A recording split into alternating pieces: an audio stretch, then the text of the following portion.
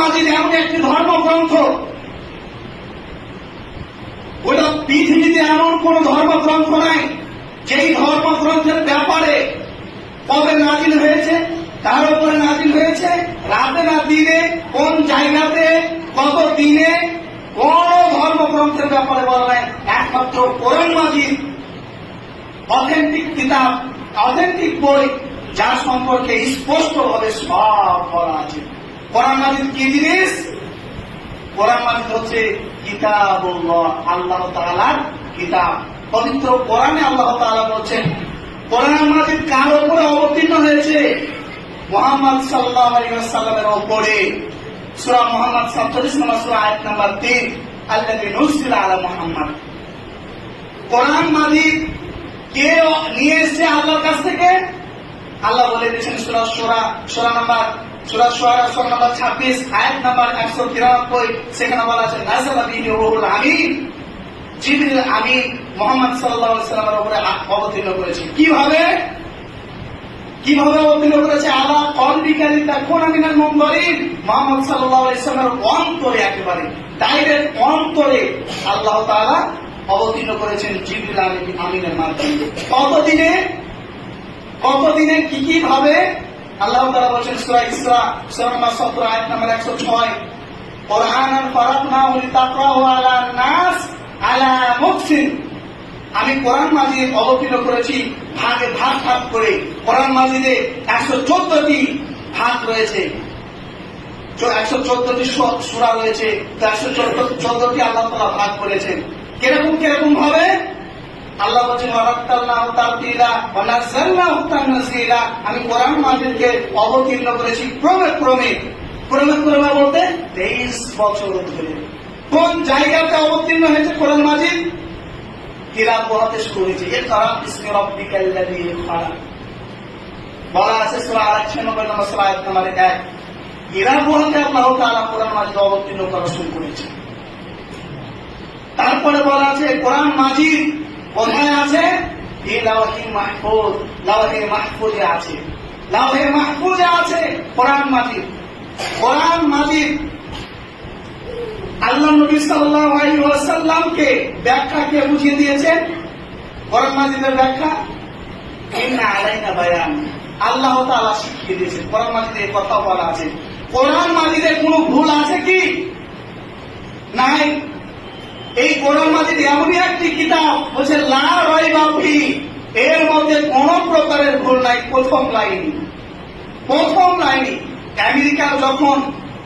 আমেরিকার যখন master Parisian বলেছিল যে গোটা পৃথিবী থেকে তিনি ইসলামকে মিটিয়ে দিব, তখন এক কবি বলেছিলেন, ও যদি গোটা পৃথিবীতে আগুন লেগে ধ্বংস হয়ে যায় পৃথিবীর সব বইয়ের দোকান, তবুও বিশ্ব মাঝে থেকে যাবে পবিত্র কোরআন। ওরে কোরআন ধ্বংস করবে কি করে? এই আগুনের তেজ। ওরে কোরআন ধ্বংস করবে কি করে? এই আগুনের তেজ। গোটা বিশ্ব ভরা লক্ষ লক্ষ কোরআনের হাতে। বুঝা গেল না? একজন ইংরেজের বাচ্চা ইংরেজের জামানাতে এক মসজিদে ঢুকে বস্তাতে কোরআন ধরছে। একজন ইমাম সাহেব বলছেন, আচ্ছা আপনি কোরআন বস্তা কেন বলছেন? তখন ইংরেজের বাচ্চা বলল, এই কোরআনগুলোকে পুড়িয়ে ফেলবো, যে ইসলামকে ধ্বংস করে দেব। তখন মসজিদের ইমাম সাহেব বললেন, এটা কখনো হতে পারে না। ইংরেজের বাচ্চা বলল, এটা সম্ভব। ইমাম সাহেব বললেন, সম্ভব নয়, তার আমি আপনাকে প্রমাণ দিচ্ছি। একজন 10 বছরের ছেলেকে নিয়ে এলো, তারপরে তাকে বলল, ইংরেজ তুমি শোনো, তুমি যদি টাইম দাও তাহলে আমি তোমাকে প্রমাণ দেখিয়ে দিতে পারি। আচ্ছা ঠিক আছে। তো ইংরেজের বাচ্চাকে ওই 10 বছরের সন্তান মাত্র 6 থেকে 6.5 ঘন্টার মধ্যে পবিত্র কোরআন সম্পূর্ণ শুনিয়ে দিল। তারপরে ইমাম সাহেব বললেন, আপনি কোরআন মাজিদ এই কলমের কাগজের লেখা উড়িয়ে দিতে পারেন, মিটিয়ে দিতে পারেন, এই অন্তর থেকে কিভাবে মিটাতে পারবেন? তখন ইংরেজের বাচ্চা বলল যে না, এটা অসম্ভব, সত্যিকারই অসম্ভব। যদি ইসলামকে মিটাতে হয়, গোটা পৃথিবী থেকে যত হাফেজ আছে তাদের অন্তর থেকে আগে কোরআন মিটাতে হবে, নচেত সম্ভব নয়।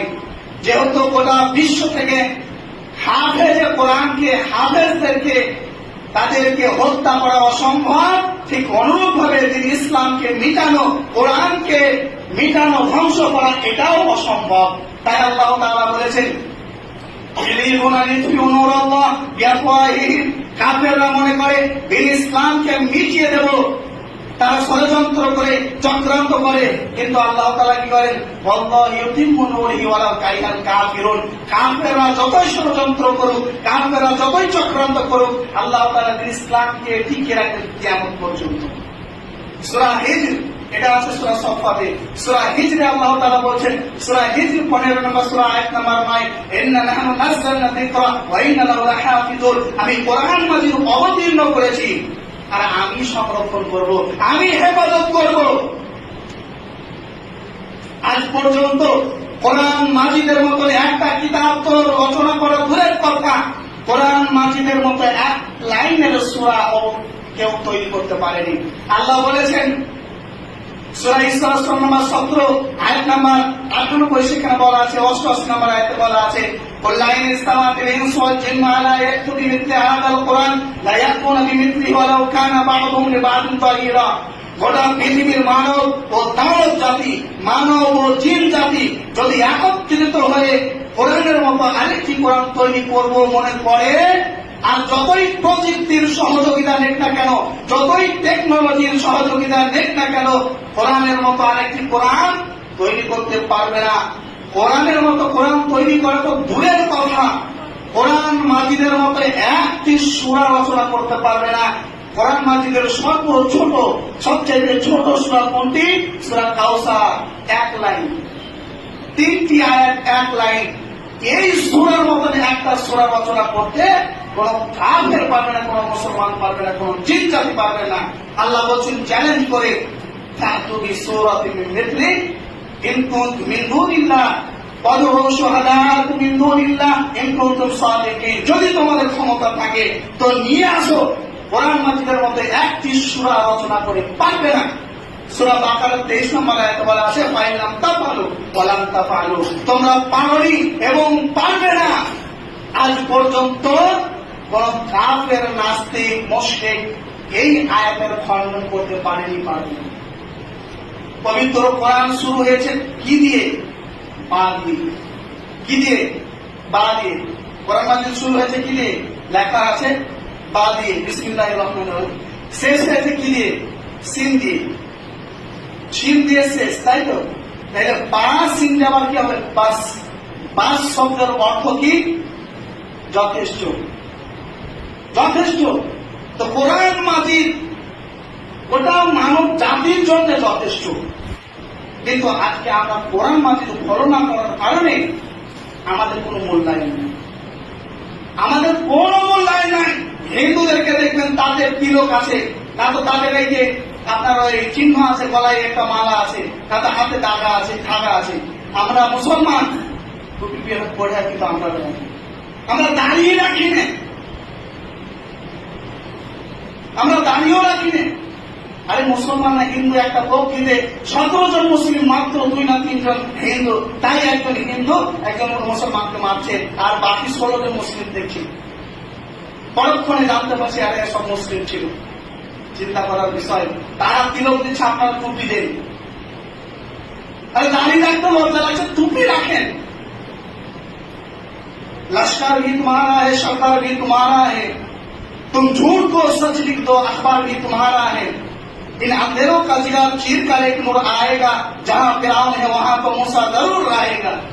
उसका बोला ना, लश्कर भी तुम्हारा है, सरकार भी तुम्हारा है, तुम झूठ को सच लिख दो, अखबार भी तुम्हारा है। इन अंधेरों का जिगर चीर कर एक नूर आएगा, जहां फिरौन है वहां मूसा जरूर आएगा। আপনার হাতে মিডিয়া আছে, আপনার হাতে পত্রিকা আছে, আপনি মিথ্যাকে সত্য বানিয়ে প্রচার করে দিচ্ছেন, কারণ আপনার হাতে ক্ষমতা আছে।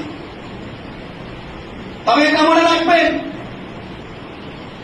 অন্ধকার বেশি দিন থাকে না, আলো এলে অন্ধকার পালিয়ে যায়, আলো এলে অন্ধকার পালিয়ে যায়, তো মুসলমান হচ্ছে নূর, আলো, জানতে হবে। আমি বলিনি লাঠির লাঠনা দিয়ে বা অস্ত্র নিয়ে বেরিয়ে পড়তে হবে, আমি বলেছি দাড়ি রাখেন, টুপি রাখেন, আপনাদের এটা শিয়া, আপনাদের দাড়ি রাখলে বোঝা যাবে হ্যাঁ আপনি মুসলিম।